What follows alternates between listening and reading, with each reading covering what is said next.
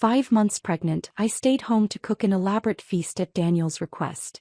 Had invited his friends over to celebrate his birthday. During a game of truth or dare, Susie deliberately lost and chose truth.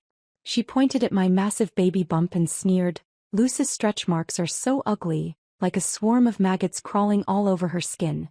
The words hit me like a slap. I froze, glancing at the others, my face burning with shame. The humiliation gnawed at my last shred of self-respect. Struggling to maintain composure, I demanded an apology. Daniel's face darkened. "Susie was just joking," he snapped. "Why do you have to take it so seriously? If you're upset, don't eat." That night a storm raged outside as fiercely as the turmoil inside me. Wearing nothing but my thin pajamas, I was shoved out of the house. Rain soaked through the fabric almost instantly, and as I stood shivering, I heard Daniel's smug voice behind the door. "She's pregnant and still thinks she's some beauty queen," he said, laughing with his friends. "So fat, who else would want her besides me? Just wait. She'll be back on her knees begging to come in within 10 minutes. But this time he was wrong. That I turned away without hesitation, my wet hair plastered to my face, and headed downstairs. Hailing a cab, I directed the driver to the hospital. I knew exactly what I needed to do. I scheduled an abortion that very night. A man like him doesn't deserve to be a father. There was a doctor on duty that night. When I told her I wanted an abortion, she hesitated, her voice unsure. "You're already 5 months along. Are you certain you want to go through with this? Does the father know?" "The father is dead," I replied without missing a beat. Her eyes softened with sympathy, though she didn't press further. Given that Daniel had never once accompanied me to a prenatal appointment, and the fact we weren't officially married, she had no reason to doubt me. After confirming my decision multiple times, she scheduled the procedure for 2 days later. By the time I returned home, I had been as cautious as possible, but the torrential rain made it impossible to stay dry. My thin pajamas clung to my skin, drenched and freezing. The wind cut through me like shards of ice. But I barely felt it. My body was numb, and so was my mind. When I opened the door to our apartment, the party was long over, but the mess it had left behind was catastrophic. Daniel was lounging on the couch, a cigarette between his fingers. At the sound of the door, his face darkened, and without a word he picked up a pillow and hurled it at me. "Lucy, all this drama over Susie making a joke? Was running off into the night really necessary? A joke?" I repeated inwardly, my throat tightening. "She's just a kid," he continued, his tone accusatory. "He doesn't know any better. And you're about to be a mom. Why are you even arguing with her?" "A joke. Saying my stretch marks looked like maggots crawling on my skin was a joke. Calling me fat and disgusting was a joke. Every word Susie spat out, every insult aimed at me, was nothing but a harmless joke in Daniel's eyes. "Susie's just a little girl," he said, as if that excused it all. But he conveniently forgot that before I married him I had been just a girl too. I was barely older than Susie, only a single year. And yet, he demanded I shoulder the weight of everything. His temper, his cruelty, and now even his friends' venomous words. Every time Susie mocked me, I saw Daniel leap to her defense without hesitation. Together they dragged me through the dirt, stripping away what little dignity I had left. "Susie's not wrong, you know," he added, his smirk infuriating. "Why are you so petty? Can't you take a little honesty?" Honesty? I was furious, devastated. But most of all I was done.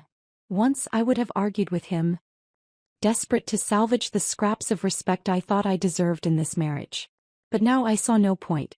Fighting for something so rotten, so far gone, wasn't worth the effort. The pillow had struck my back, hitting me square in the waist. The dull ache throbbed, but I stayed silent, clutching the doorframe for balance. My lack of response must have seemed like submission to Daniel, because he grinned, his voice laced with satisfaction. "What are you standing there for? Don't you see how messy the place is? Get to cleaning already." I glanced down. The floor was littered with evidence of their celebration, spilled liquor mixed with streaks of cake frosting. The chaos they'd left behind after shoving me out into the storm. I wasn't welcome when they were laughing and cheering.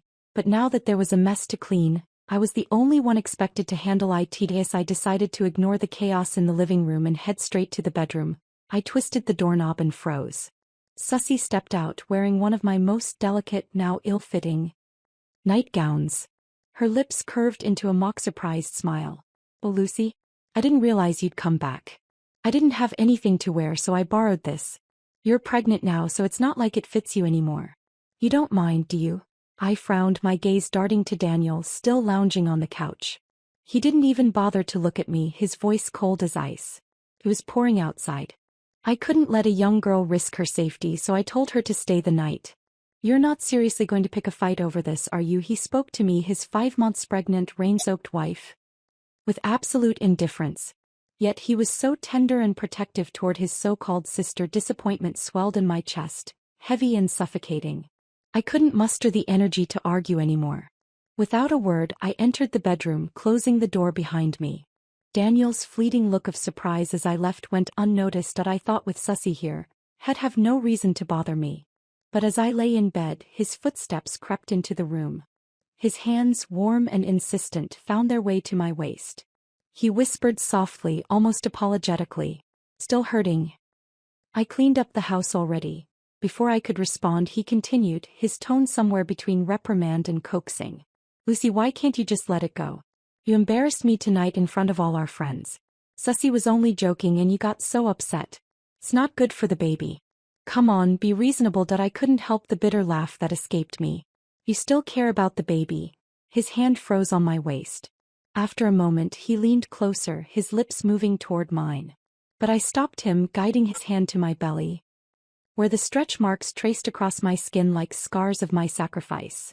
The moment his fingers touched the ridges, he recoiled as if burned. That I saw the flicker of disgust in his eyes before he quickly tried to mask it. He opened his mouth, perhaps to apologize, but his phone buzzed. The sound shattered the silence, followed by Susie's tearful voice on the other end. "I'm sorry, Daniel. I must made Lucy upset. I shouldn't have stayed. I'll just go home." Oh. Her voice cut off, replaced by a sharp cry. And then the call disconnected. Daniel's demeanor shifted instantly. Panic overtook him as he grabbed his coat and yanked me out of bed. "If something happens to Sussy tonight, I swear I'll never forgive you," he barked, dragging me toward the door. "How is this my fault?" I protested, struggling to free myself. But he didn't care. He shoved me into the car, ignoring my protests and the fact that I was still in my thin, damp pajamas. The cold wind bit into my skin and I couldn't stop shivering or sneezing. Daniel remained oblivious, his focus entirely on the road. The gas pedal pressed firmly to the floor. 10 minutes later, we found her. Sussy was sitting on the roadside, her ankle twisted, tears streaming down her face. Daniel leapt out of the car, cradling her as if she were made of glass. Without hesitation, he sped to the hospital, barking orders at me the entire way. "This is your fault. If anything happens to her, I'll make sure you regret it." While Sussy was being examined, the stress and exhaustion of the night finally caught up with me. A sharp pain radiated through my abdomen, forcing me to clutch the wall for support. My forehead was slick with sweat as I tried to steady my breathing. Eventually, Daniel noticed me, his expression hardening. "Stop putting on a show. Did you fall too, or are you just trying to steal the spotlight from Sussy?" His words stung more than the pain in my stomach. "That I can't believe how selfish you are, Lucy," he spat. "You act so sweet, but deep down you're just bitter and petty." Before I could respond, a doctor walked by, her gaze shifting between the two of us. Her face creased with confusion as she hesitated. "What's your relationship?" she asked, her tone wary. Panic clawed at my chest as I tried to think of an explanation. The doctor's earlier words replayed in my mind. "You said the father was dead." But before I could respond, a sharp cry rang out from the examination room. Susie's voice, full of pain and frailty, called for Daniel. When Daniel turned and disappeared into the room, I let out a bitter laugh to myself. "It's fine," I said softly, turning to the doctor. "That's my brother. He and his wife had a fight tonight." The doctor sighed, her concern evident but restrained. "You've scheduled the procedure, but at this stage of pregnancy, you need to be especially careful. Go home and rest. You don't want anything to happen before the operation." I nodded, watching her walk away, her white coat fluttering as she disappeared down the corridor. The ache in my chest swelled as I stood there alone, wishing I could sink into the ground and disappear. I thought about sitting down to catch my breath. But before I could, Daniel reappeared, grabbing me roughly and dragging me into the hospital room. He pointed at Sussy lying dramatically on the bed and barked, "Apologize to her." "What?" I asked, stunned. "Lucy, if you hadn't been so difficult tonight, Sussy would have stayed home safe and sound. Now she's been hit by a car, All because of your tantrum. I couldn't help but laugh bitterly at his shameless accusation. This is my fault. Did you not hear the things she said to me tonight? She insulted me. She insulted your child. Or are you too stupid to realize that? It was the first time in 5 years that ID looked at him with such cold disdain, Daniel's face twisted with anger, his eyes bloodshot. He opened his mouth to retort, but Susie interrupted, her voice trembling with practiced sorrow. I'm sorry, it's all my fault. I was only trying to lighten the mood. I didn't mean to upset Lucy. Please don't fight because of me. I'll quit my job and leave the city once I'm better. You'll never have to see me again. Tears streamed down her face as she delivered her martyr act. Daniel's jaw clenched. His voice low and furious. I'm only going to say this one more time, Lucy. Apologize to her. Stop holding grudges against a young girl. I've told you this 1,000 times before. That I stared at him, unflinching, my expression as icy as my resolve. Without a word, I turned and walked out of the room behind me. His furious voice echoed down the hallway. If you leave now, don't bother coming back. Lucy, you'll come crawling back with the baby soon enough. Tears blurred my vision as I hurried through the hospital's corridors. Ignoring the curious stares of strangers, the rain outside was still relentless, soaking through my thin clothes in moments. The hospital was in a remote area, and despite waiting for what felt like an eternity, I couldn't hail a cab. Somehow my baby seemed to sense my struggle, settling quietly in my belly for the first time all night. The stillness was oddly comforting. When the rain finally eased, I walked 3 miles to the nearest hotel, arriving soaked, exhausted, and utterly drained. It was 4 in the morning by the time I finally laid down. Unable to sleep, I opened my phone and checked Susie's social media. As expected, she had just posted something new. The photo showed Daniel's hands massaging her swollen ankle with the caption, "Sweet words mean nothing compared to tender actions. The one who loves you never complains about the effort. Thank you." The post had already garnered numerous likes, mostly from Daniel's friends, the same people who never respected me but doted on Susie. It wasn't hard to imagine Daniel's role in this dynamic, the things he must have told them about me over the years. He must have painted me as the nagging, undeserving wife, and they had readily believed him. Just as I was about to close the app, a string of comments popped up that I thought someone once said he'd never lift a finger for a woman. Looks like Susie changed that. Must be her princess charm. Each comment was like a dagger, reminding me how cheap and pathetic my role in this relationship had become. 5 years together, and we'd never even filed for marriage. I was 5 months pregnant and he treated me like a burden. Of course he didn't treasure me. Why would he? I let out a hollow laugh. Closing the app and finally letting exhaustion pull me under. For the first time in years, I turned off my phone completely before falling asleep. When I woke up at noon, I saw his flood of messages. You didn't come home? Where the hell are you? Send me your location. Lucy, are you ignoring me? Don't push it. Susie isn't even mad at you anymore. She even wants to take you to the movies. Take this chance to apologize and let it go. Stop being so difficult. His tone was as condescending as ever, as though he were offering me some grand mercy. I rubbed my temples. Exhausted even after hours of sleep. It was time to end this farce. Without hesitation, I sent him my hotel address. It was time to lay everything bare. The car pulled up in front of the hotel and the passenger side window rolled down. Daniel's eyes swept over me, his expression immediately darkening with displeasure. You went out in a bathrobe? Are you trying to make yourself look pitiful? He scoffed. Susie spent the whole night defending you and now you're starting trouble again. I didn't have the energy to argue anymore. These last few days had drained me completely. The nightgown got soaked in the rain yesterday. What else was I supposed to wear? The retort caught in his throat and he fell silent. Seeing this, Susie smiled sweetly, her eyes glinting with feigned innocence. I told you Lucy's not that bad. This must all be a misunderstanding. Let's clear it up. Oh, and Daniel brought me a jacket earlier. Why don't you try it on? It might fit you for now. I forced a smile, my expression cold. No need. You've worn it already. And I don't like wearing dirty clothes. Her smile faltered for a split second before she recovered, staying firmly in the front seat. With no intention of moving, I climbed into the back without a word. Daniel turned, likely ready to scold me, but paused when he saw my calm demeanor. He seemed momentarily confused by my lack of reaction. Susie, feigning belated realization, added, "Sorry, Lucy. My foot still hurt and there's more room up front." I hope you don't mind sitting in the back. I felt Daniel's gaze on me through the rearview mirror, scrutinizing my expression. But I ignored him, leaning back and closing my eyes. The drive was filled with Susie's chatter, her attempts to convince me to change out of my robe thinly veiled as concern. She was clearly taking jabs at my unkempt appearance, but I had neither the energy nor the interest to engage. Eventually, even Daniel grew irritated with her comments. "Let it go," he snapped. "Who cares what she's wearing?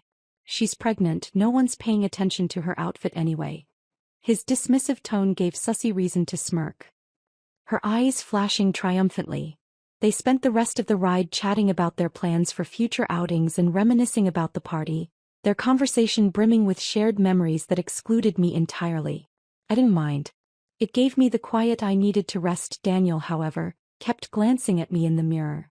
My silence seemed to unnerve him, as though he expected an outburst that never came. When we arrived at the theater, he turned to me, his voice softer but still commanding. "Stay close to me inside. The theater's dark, hold on to me if you need to." I almost laughed at the irony. Thanks to Susie, I was getting one last chance to sit beside him for a farewell movie. As we entered, Susie tugged Daniel's arm and pulled him far ahead of me, her excitement palpable. Once again I found myself alone, wandering through the rows until I located my seat. When I sat down, I saw Daniel at the far end twisting a bottle cap for Susie under the dim lights. When he noticed me, a flicker of guilt crossed his face. He leaned closer, his voice low. "Susie got a little impatient earlier and I didn't think to check on you. Don't be upset, okay?" I gave him a small, indifferent smile. "I'm not upset. Not this time and not ever again. After the movie, don't leave right away. I have something to tell you." It didn't seem like he fully registered my words because Susie immediately interrupted, asking for help opening her popcorn. He turned back to her, his attention completely absorbed once more. Halfway through the movie, disaster struck. With a loud crack, a steel beam overhead gave way and plummeted toward the seats below. The audience had mere seconds to react. People ducked and shielded themselves instinctively. But I, pregnant and frozen in shock, couldn't move. My body broke out in a cold sweat as the beam crashed down. When it finally hit, the beam lodged itself just inches in front of me. A fraction closer and it would have crushed my stomach. Amid the chaos, Daniel's focus was elsewhere. He shielded Susie with his entire body, ensuring she remained unharmed as the emergency lights flickered on. He didn't even glance my way. Instead, he scooped Susie into his arms and rushed her out of the theater. The rescue team eventually found me and helped me out, their hands steadying my trembling frame. I looked around outside, but there was no sign of Daniel. The rescue team insisted on taking me to the hospital for a checkup, worried about potential complications. Exhausted, I agreed. When I finally reached the emergency room, Daniel was queuing up to pay for Susie, who was sitting on a chair in the corner. "Lucy, that was such a close call. You're really lucky." Susie's voice broke through the haze, but her usual sweetness was gone. Her tone was icy, almost menacing, as if mocking my survival. "You're not so bad yourself," I shot back, refusing to let her get the upper hand, though my eyes stayed glued to Daniel's back as he paid at the counter. His indifference was the final blow, shattering the last fragments of my heart. Susie reached out and placed her hand on my belly, a cold, calculating smile curling on her lips. I recoiled, slapping her hand away. A deep unease surged through me, but I couldn't react fast enough. With one swift motion, Susie grabbed my wrist and flung herself backward toward the stairs. My bracelet snapped, beads scattering across the floor. Her body hit the stairs with a sickening thud, and in an instant Daniel charged past me. "Move," he barked, shoving me aside so forcefully I stumbled backward. My feet slipped and I tumbled down the staircase. The sharp edge of a step slammed into my stomach. The impact so severe it left me gasping in agony. I crumpled at the base of the stairs, every nerve in my body screaming in pain. My vision blurred and my voice barely rose above a whisper. "Daniel, help me." But he didn't even glance my way. He scooped Susie into his arms and ran straight into the emergency room, his focus entirely on her. As my consciousness flickered, the doctor from last night appeared at my side, shouting for assistance. I could hear her frantic voice through the haze. "Move her to surgery. She's bleeding heavily, get the induction team ready. She already scheduled the procedure, so let's do this now." Those words gave me a strange sense of peace. It's finally over. The anesthesia coursed through my veins, and just before I succumbed to the numbness, I faintly heard Daniel's voice, panicked and frantic for the first time. "Where is my wife? Where are you taking her?" "Wife?" I wanted to laugh but couldn't summon the strength. I only felt pity for myself, for this child, for the years I'd wasted on a man who never deserved them. Daniel's voice grew louder outside the operating room, yelling at anyone who would listen. "Get out of my way. Where's my wife? She fell right here in your hospital. Where did you take her?" A staff member tried to calm him. "Sir, please. There must be some misunderstanding. The woman in surgery said her husband was already dead." Daniel's voice broke. "What kind of joke is that? I'm her husband." "Then please provide your marriage certificate," the nurse replied firmly. A heavy silence followed. I end the quiet of anesthesia-induced dreams. I was transported 5 years back. The Daniel in my memory was kind, awkward, but filled with genuine care. I remembered standing on the doorstep of my parents' house, their eyes filled with worry as they prepared to leave for Germany. "Lucy, are you sure about this? Once we leave, you'll be all alone here," my mother had said, her voice heavy with concern. Daniel had stood beside me, his expression solemn but determined. He pounded his chest with confidence as he made his vow. "Don't worry. I swear on my life that I'll take care of Lucy. She'll be the most important person in my life. I promise you I'll make her happy." Those words had been enough for me back then. I stayed behind for him. I gave up my career, my ambitions, and my independence to become his support system. I cooked, cleaned, and kept our home running while he pursued his dreams. When he attended endless business dinners and late-night parties, I waited by the door, hoping for the sound of his keys jingling. When times were tough, I survived on instant oatmeal for months to save money for his startup. And through it all, I sent fake photos of a perfect life to my parents in Germany to ease their worries. Those days lasted for 2 years. Back then, Daniel still cared about me. He still understood the sacrifices I made, the struggles I endured. On every holiday, he found small ways to surprise me, not expensive gifts but thoughtful gestures filled with sincerity.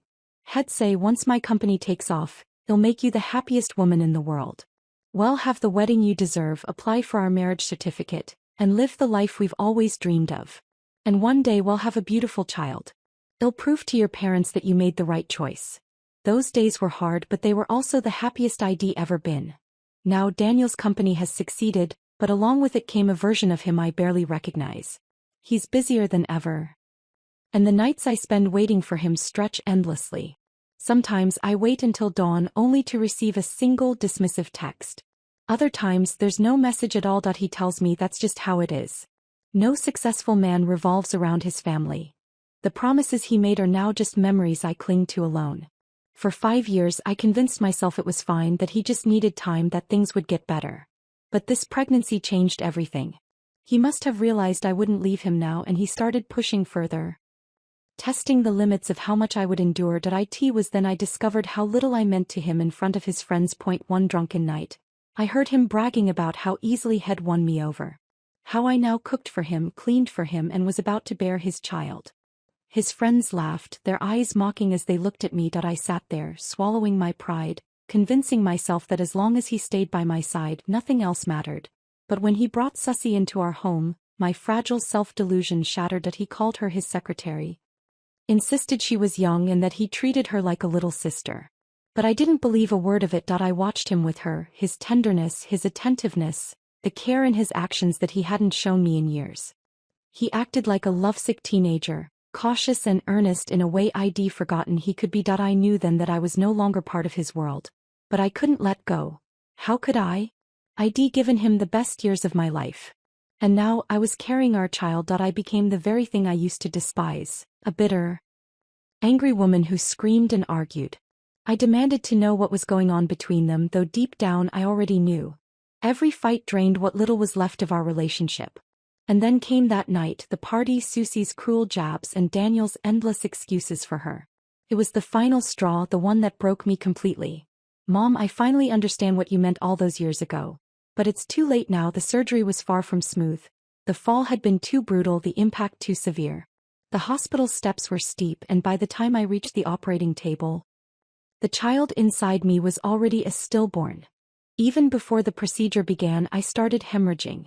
I could hear the panicked voices of the doctors calling for blood transfusions. The blood bank is out of stock. A nurse replied urgently. For a fleeting moment I thought maybe it's better this way.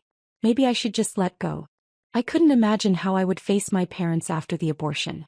One wrong choice had nearly consumed my entire youth. But then someone donated blood, someone with just enough kindness to keep me alive. Slowly I felt warmth returning to my body. The doctors sighing in relief as they stabilized me. "Shall make it," one of them said. "Let's proceed with the induction." They cut me open, the surgical tools cold against my skin. Those stretch marks Susie had ridiculed as crawling maggots would never look the same again. This time they would scar deeper, permanently marking my body with the cost of this nightmare. Finally, the child was removed from my body, lifeless and silent. When they started stitching me up, the anesthesia began to wear off and I passed out from the pain. The next time I opened my eyes, I was in a standard hospital bed. The doctor stood vigil by my side, carefully monitoring my condition. The moment she saw me awake, she leaned forward, her voice a mix of confusion and urgency. "Ms. Lucy, when you scheduled the abortion you said your husband had passed away. So who is the man outside claiming to be your husband?" I turned my head slowly, following her gaze. Through the glass window of the hallway I saw Daniel standing there, his eyes bloodshot, his figure slumped. "I don't know him," I said flatly. "Maybe there's something wrong with him mentally. But he donated a significant amount of blood for your surgery," the doctor pressed. "Our blood bank was empty, and he gave nearly half of what his body could handle." I forced a bitter smile, my voice sharp. "Should have. I fell down the stairs because of him. This is the least he can do." Seeing my exhaustion, the doctor hesitated but eventually left the room. She must have spoken to Daniel in the hallway because I saw him gesturing wildly, pleading with her as if trying to explain himself. After what felt like forever, he finally left. The memory of him pushing me down the stairs replayed in my mind, vivid and unrelenting. Just the thought of him made me nauseous. I thought that would be the end of us, a messy, inexplicable ending to a relationship that never should have begun. I even booked a ticket to Germany, ready to return to my parents and leave this nightmare behind. But Daniel showed up again. This time he held an old, faded wedding photo. It wasn't a real wedding photo, just one wed taken for fun in front of a cheap backdrop when we were young and broke. He had used it to convince the doctor, who reluctantly brought him to my room. Before leaving, the doctor gave me a look of pity, as if apologizing for what she had done. I lay still, my eyes closed, pretending I hadn't noticed him. I felt his gaze on me, heavy and searching, before he finally broke the silence. "I'm sorry," he began, his voice low. I was too anxious earlier. I didn't think it would end up like this. Susie's health has always been fragile and I was worried something might happen to her. I didn't know how to explain it to her parents if anything went wrong. He paused as if expecting me to respond. But I stayed silent. I swear, he continued when I rushed over, "I didn't see you. I would never hurt you, Lucy. The baby was my child too. I wouldn't have done anything to harm it." His words blurred together, a stream of excuses that rang hollow. The surgical pain throbbed beneath the layers of gauze, sharp and unrelenting. But his words hurt more. He had gone through so much trouble to get here, yet the first thing out of his mouth was a defense of his own actions. A plea for understanding. Not once did he ask if I was in pain. Not once did he ask how my body was holding up. Not once did he ask where the baby was. I looked at his tense, anxious face and suddenly laughed. Tears streamed down my cheeks, soaking into the collar of my hospital gown. My chest felt unbearably cold, as though my heart had frozen over. "What's wrong, Lucy?" Daniel's voice trembled, his worry evident. "Don't scare me. Are you in pain? We'll call the doctor right now, just hold on." "Wait." I stopped him, my voice steady despite the storm raging inside me. He froze, staring at me with confusion. "There's no need," I said softly. "Let's break up, Daniel." "What?" His expression twisted into disbelief. "I am tired. I won't blame her and I won't blame you. But please don't ever appear in front of me again. Not in this lifetime, not in the next. I never want to see you again." The finality in my words seemed to knock the air out of him. He stared at me, stunned, as though he couldn't comprehend what I'd just said. Moments passed before the shrill ring of his phone broke the silence. He glanced at the screen and his face grew uneasy. I let out a sharp, bitter laugh. "Go on. I told you you're free now. Be with whoever you want, it's none of my business anymore. 5 years of love. and our goodbye didn't even need words of closure. We had started hastily and ended messily, without grace or dignity. I thought he would rush out immediately to answer Susie's call. But this time he hesitated.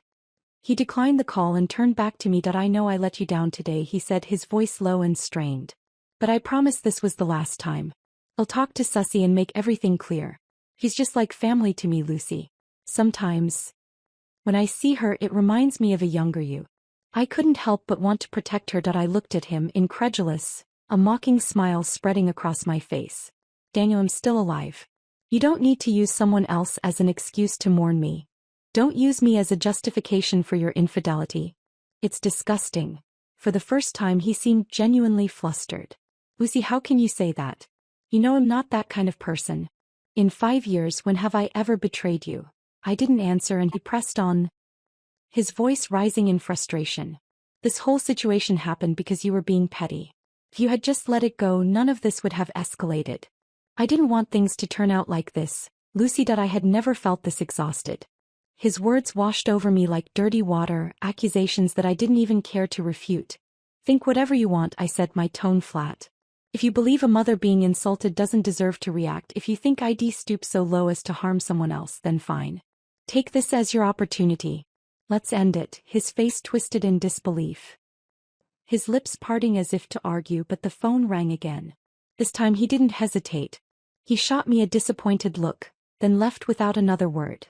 The moment he was gone, I pulled out my phone and texted my parents. I'll come to Germany in 2 weeks. This time, I'm not coming back. It didn't take long for my mother to respond. She must have sensed something was wrong because her reply was almost immediate, followed by a phone call. I stared at the screen, tears welling up again. I couldn't answer. If I did, she would hear the pain in my voice, see through the weak lies I had been telling her for years. The phone rang and rang, cutting off only to start again. After several attempts, my mother finally stopped calling. Taking a deep breath, I sent her another text. I was eating when you called. Sorry I didn't answer. I just miss you and Dad. I think it's time I spent more time with family. You were right about Daniel. We're not right for each other. I should have listened to you.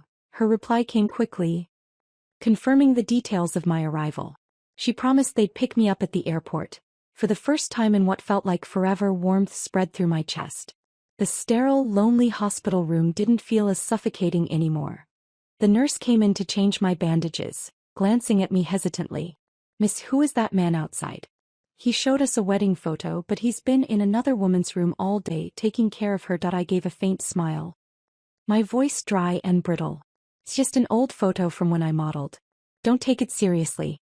We're just co-workers. As soon as the words left my mouth, I froze. When had I become like this? When had I started spinning lies so effortlessly? The old me would have despised this version of myself, bitter, broken, and dishonest. But here I was, clinging to my last scraps of pride, weaving falsehoods just to avoid anyone's pity.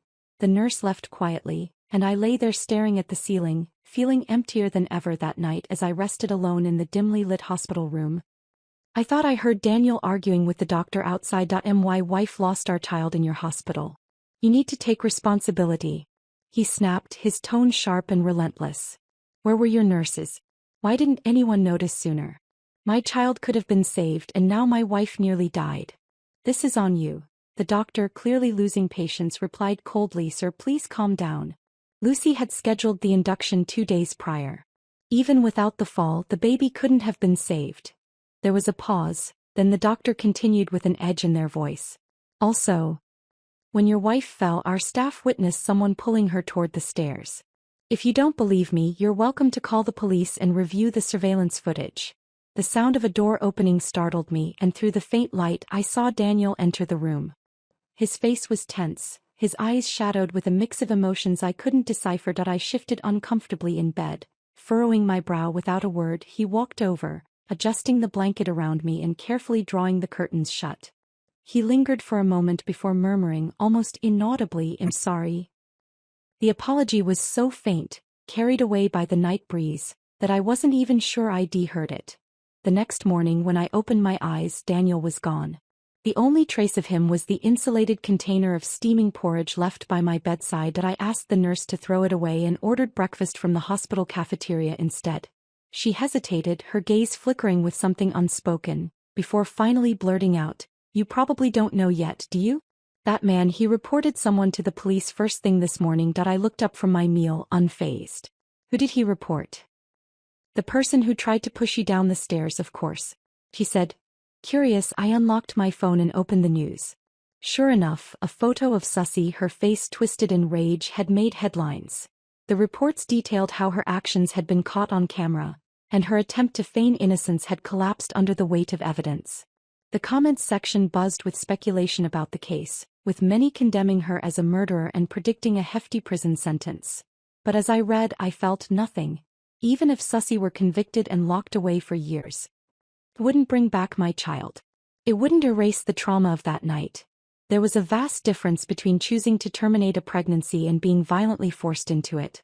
That day I hadn't truly wanted the abortion. I'd been driven to the decision out of anger, Daniel's favoritism, his cold indifference. It had been a desperate cry for some semblance of control. But now none of it mattered. The nurse, sensing my silence, seemed uncomfortable. She muttered a quick goodbye and left, leaving my breakfast on the table. I ate slowly, mechanically. Before setting the tray aside, Daniel returned later in the day, rushing into the room as if he had something urgent to say. But when he saw me, his words faltered. Without speaking, he sank into the chair beside my bed and stayed there in silence. It was as though we'd entered into an unspoken agreement. He wouldn't bring up what had happened, and I wouldn't ask. The silence between us wasn't awkward, but it wasn't comforting either. It was the kind of quiet that settled over a once familiar bond that had unraveled beyond repair. Throughout the night, my phone vibrated relentlessly with Daniel's apologies. Message after message filled the screen, but I had no desire to read them. By dawn, I heard the door close as he left for work. I got out of bed, washed up, and called a cab to take me to the airport. There was nothing else to say, nothing else to do. I left behind a single note: "Never see me again. This is the end for us." The apartment we had lived in, the home he had bought after his business took off, wasn't tied to me in any way. Leaving it behind was surprisingly easy. Letting go of this relationship, this man, was far simpler than I'd expected. Maybe it was because I'd already experienced too many moments of disappointment. Each one had chipped away at my love, piece by piece, until there was nothing left to salvage. Now I'd done everything I could. There was no regret, no lingering doubt. I had given him my all, and that was enough. As the plane took off, I looked out at the clouds and silently said goodbye to the person I used to be. From this moment on, I promised myself I would rebuild my life. Every day from now would be better than the last. And I knew deep in my heart that it would be. And that's my story. If you've made it this far, thank you. I hope my journey inspires you, even just a little. If you have thoughts to share, leave a comment below. And if you enjoyed this story, don't forget to like and subscribe. There are still many more in spring stories like mine for women like us. I'll be back tomorrow with another one. See you then.